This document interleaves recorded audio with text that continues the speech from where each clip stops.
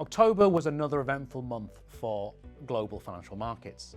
In the UK, this was dominated by political uncertainty, and this has added to the recent noise impacting stock markets. However, in broad terms, it was a positive month for growth assets despite this volatility.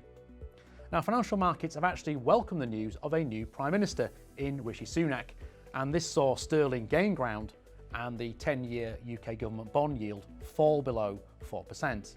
So this indicates that investors are hopeful that the appointment of Sunak will provide some stability for markets and help restore credibility to economic policymaking. However, the new Prime Minister has warned the country that it still faces some economic challenges and has warned there may be further spending cuts. Now, importantly, financial markets will be looking for reassurance on how the government plans to fund the £40 billion hole in the public finances. So turning to economic news, the European Central Bank has just announced a 75 basis point interest rate hike. Now, this is the third consecutive increase this year.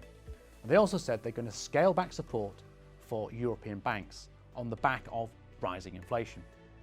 In the US, the Fed funds rate is currently targeted between 3 to 3.25%.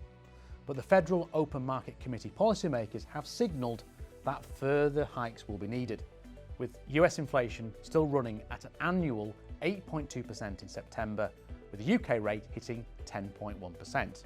What this means for markets is the prospect of further interest rate pressure in the near future. So turning to corporates, and in the US, Google, Amazon and Microsoft all produced earnings recently which disappointed, and this was partly due to the weakening of the US dollar. And this ends a phase of increased growth for technology stocks during the coronavirus pandemic and puts pay to hopes that these would actually withstand the inflation and weakening growth that's hitting both the wider global and US economy. However, the results support claims that the Fed might actually start reducing the extent of the rate hikes, and this may be seen as a positive by the market. So turning to factor performance, momentum and value were some of the best performers over the month, with growth and quality continuing to struggle. So moving to defensive assets, the UK 10-year gilt had another volatile month, continuing this dysfunctional pricing we have seen in recent weeks. Yields have seesawed from between 4.4 to around 3.5% towards month end, whilst wider bond markets have also lost ground as the market tries to find a peak in this current bout of interest rate hikes.